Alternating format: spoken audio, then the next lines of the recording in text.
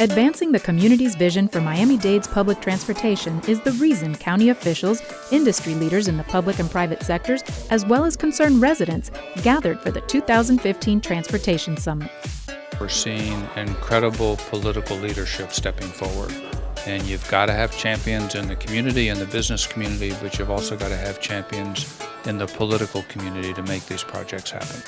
Organized by the Citizens Independent Transportation Trust, the goal of the event is to continue to build support for additional major transportation investments such as the proposed Miami Beach Light Rail, the Tri-Rail Coastal Link, and bus rapid transit projects on major corridors.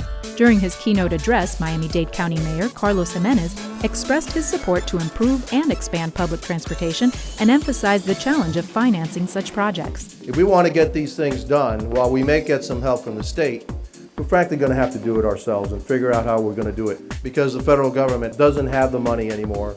That's why we need strong public-private partnerships that can help us develop cost-effective transit projects. Public-private partnerships resonated with one participant representing a global engineering and architecture firm. The partnership is about sharing risk. It's about sharing rewards as well. It's about getting better outcomes for the project to serve the public through a process that achieves the same or better result, right, in a more efficient way. Major cities throughout the U.S. are using innovative financing methods such as public-private partnerships and toll collections to pay for big-ticket transportation projects. Philip Washington, the general manager and chief executive of the Denver Regional Transportation District and chairman of the American Public Transportation Association, shared how his team implemented one of the largest voter-approved transit expansion programs in the country with a $2.2 billion public-private partnership.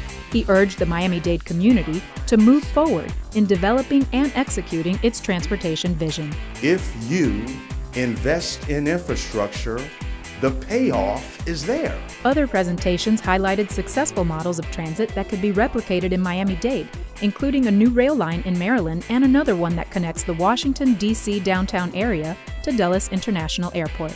Throughout the day-long event, the community shared its opinions via a live Twitter feed projected at the summit for all to see. Attendees could visit the outdoor transportation exhibit highlighting the county's new hybrid and articulated buses, as well as the indoor exhibitor showcase where a cross-section of public transportation stakeholders and advocates expressed their interests and concerns. Get the cars off the road and get the people on trains and buses. I really think of how can we expand what we have, maybe less lanes dedicated to cars, more lanes dedicated to public transportation. Why can't we have the same, the busway down US 1 but in South Dade? How come that can't be replicated in other neighborhoods so that it's safer to get on and off the bus on major thoroughfares? I live in West Kendall, so I know all about the commute, and I've lived in multiple different communities in Miami. I would support removing one lane from Kendall Drive, Southwest 88th Street, and dedicating it to a dedicated busway. County transportation officials informed they are currently looking at 37th Avenue and Kendall Drive as viable corridors for bus rapid transit improvements. Summit panelist Benjamin de la Peña, Director of Community and National Strategy for the Knight Foundation, has studied successful bus transit systems throughout the world and offered his recommendations. If you're going to do bus rapid transit, do it at the highest quality possible. Don't water it down because all you're going to get is enhanced bus, and it's not going to get two things. It's not going to get the kinds of time savings you need to convert more people, to get more people to ride it, and you're not going to get the economic development that you would get if you were doing high-quality bus rapid transit. The Citizens Independent Transportation Trust, along with Mayor Jimenez, the Board of County Commissioners, the Greater Miami Chamber of Commerce, and the Miami-Dade League of Cities presented this year's summit. The forum took place at the Miami-Dade College Wolfson Campus Chapman Conference Center on January 22nd with more than 400 people attending.